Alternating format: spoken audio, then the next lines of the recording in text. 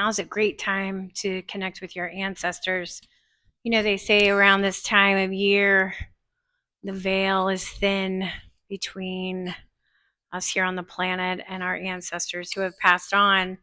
And with Halloween coming up next week, they say the veil is thin. So Halloween, which is also Samhain in the pagan tradition, it's a great time to host a what they call dumb supper. And a dumb supper is when you set a place at the table for your ancestors to join you for dinner. And the reason that they call it dumb is not because dumb as in stupid, is because it's silent. So you're honoring your ancestors and you're setting a place for them at the table. Now, for every celebration, we sort of do that in a weird kind of way. We don't consider it a dumb supper. We're not silent, but anytime it's the holidays, we always set a plate for my sister who passed away, like at Christmas or Thanksgiving, and we put food on it and the things that she would like. And she loved her orange soda or Diet Coke, so we would always have something there, to honor her. But now, connecting to the ancestors, your ancestors, this is a great time of the year to do it. You can do it anytime, really, but there's something about this time, and how they have, and after that, the honoring of the Day of the Dead, which is a big celebration also, right?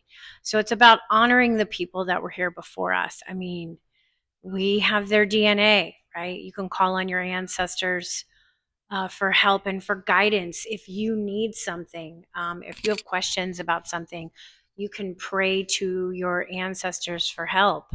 You can pray to maybe somebody else's ancestors to help that person if you see them struggling, right? Like, to help, they need guidance and maybe they're not accepting the help, so pray to their ancestors. But hosting a dumb supper on Samhain or Halloween, is a very powerful ritual. And so what you would do is you would gather friends or family together, and you could put a name tag in their picture and a plate setting for them. And you can put their favorite foods, if you want, um, on the plate, and you sit there silently. It's a good thing to do. Dim the lights, light candles, and you connect. You say what you need to say in honor of the ancestors in your mind, thanking them for you being here, because you wouldn't be here without them and them coming first. And it's a beautiful way of honoring people who have passed on. And if you're quiet and you close your eyes and you speak in your mind, you may actually start getting some messages back.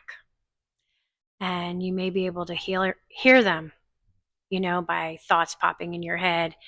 Maybe you ask a question and something shows up in your mind that answers the question. Or don't be surprised if the question gets answered in a different way in a different time, and that that's a confirmation from your ancestors. But I love this time of year because I feel very, very connected to the spiritual side of things the older I get.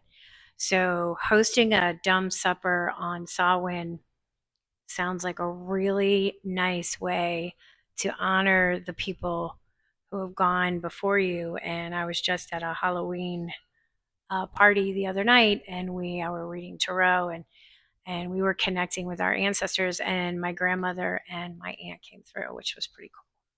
So, this stuff is real. So it's not something to play around with, and it's not something to take for granted.